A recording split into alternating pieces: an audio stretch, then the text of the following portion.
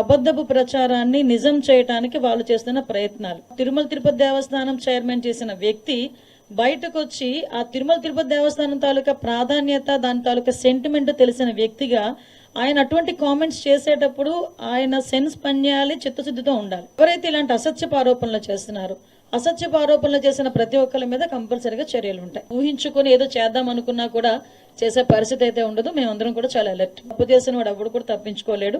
Definite గా చర్యలు అయితే ఉంటాయి. ఆల్రెడీ కేసు కడుతున్నారు. అబద్ధపు ప్రచారాన్ని నిజం చేయడానికి వాళ్ళు చేస్తున్న ప్రయత్నాలు. తిరుమల తిరుపతి దేవస్థానం చైర్మన్ చేసిన వ్యక్తి బయటకు వచ్చి ఆ తిరుమల తిరుపతి దేవస్థానం తాలూకా ప్రాధాన్యత, దాని తాలూకా సెంటిమెంట్ తెలిసిన వ్యక్తిగా ఆయన అటువంటి కామెంట్స్ చేసేటప్పుడు ఆయన సెన్స్ పనిచేయాలి, చిత్తశుద్ధితో ఉండాలి. ఎవరైతే ఇలాంటి అసత్యపు ఆరోపణలు చేస్తున్నారో, అసత్యపు ఆరోపణలు చేసిన ప్రతి ఒక్కరి మీద కంపల్సరీగా చర్యలు ఉంటాయి. ఊహించుకొని ఏదో చేద్దాం అనుకున్నా కూడా చేసే పరిస్థితి అయితే ఉండదు. మేమందరం కూడా చాలా అలర్ట్. తప్పు చేసిన వాడు ఎవడు కూడా తప్పించుకోలేడు. డెఫినెట్ గా చర్యలు అయితే ఉంటాయి. ఆల్రెడీ కేసు కడుతున్నారు.